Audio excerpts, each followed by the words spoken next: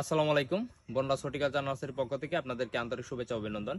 আমি এই মুহূর্তে অবস্থান করছি ঈশ্বরগঞ্জ উপজেলার জাটিয়া ইউনিয়নের কাহিদগ্রাম গ্রামে।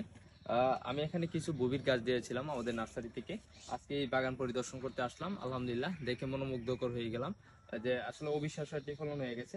গাছের গোড়া থেকে কিন্তু একদম মাঝ পর্যন্ত আগ পর্যন্ত কিন্তু গাছের প্রত্যেকটা পাতা এবং কাণ্ডে কিন্তু ফলে ভরপুর হয়ে গেছে। আলহামদুলিল্লাহ, এগুলো দেখে কিন্তু আসলে মনে শান্তি প্রয়োজন হয়। আপনারা যারা বেকার সমস্যা দূর করতে চান, আপনাদের যাদের পতিত জায়গা আছে তারা অবশ্যই কিন্তু ছায়াযুক্ত স্থানে কিন্তু এই লটকন গাছ আপনারা বাগান করতে পারেন বাণিজ্যিক বাগানের জন্য। এই বাংলাদেশে এরকম লটকন এবং ময়মনসিংহ জেলায় এরকম লটকন আসলে অনেক মিষ্টি। না খেলে আপনারা বুঝতে পারবেন না। এখানে কিন্তু প্রায় বিভিন্ন ভ্যারাইটি লটকন আছে, তার মধ্যে উল্লেখযোগ্য কিছু ভ্যারাইটি আছে।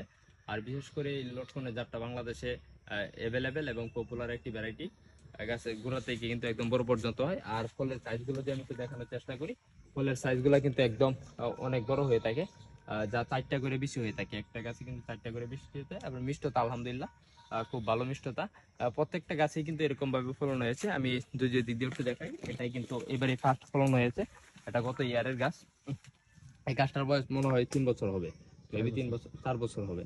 4 বছরে এই গাছটা এবারে ফার্স্ট ফলন হয়েছে আলহামদুলিল্লাহ। এটাতে কিন্তু ব্যাপক ফলন হয়েছে। আমি এই মুহূর্তে যে বাগানের মালিক আছে, যাদের কাছে আমরা গাছ সেল করেছিলাম, মবিন, তার সাথে আমি একটু কথা বলবো। মবিন, একটু এদিক দিয়ে আসো। আসসালামু আলাইকুম।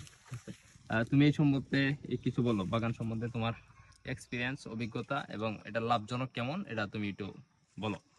লটকনের বাগান অনেক লাভজনক, কারণ ছায়াযুক্ত জায়গায় অত পরিচর্যা করতে হয় না। হালকা পরিচর্যা করলেই লটকন প্রচুর পরিমাণে হয়। এবং লটকন তো প্রচুর লাভজনক ফসল। এবং আমার এখানে যেটা আছে, এই লটকনটা হচ্ছে আপেল আপেল লটকন, যেটা এটা আছে, এটা আপনার এই যে সাইমন ভাইয়ের এখানে নার্সারি থেকে নিতে পারেন।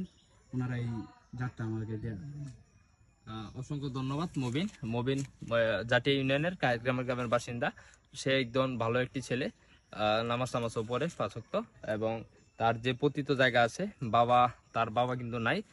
তার যে জায়গা জমিগুলো আছে সেই পতিত জায়গায় এবং ছায়াযুক্ত স্থানে যেগুলোতে ফসল হয় না, সেই জায়গাতে কিন্তু সে লটকন বাগান করেছে এবং আর্থিকভাবে সে ভালো একটা স্বাবলম্বী হয়েছে।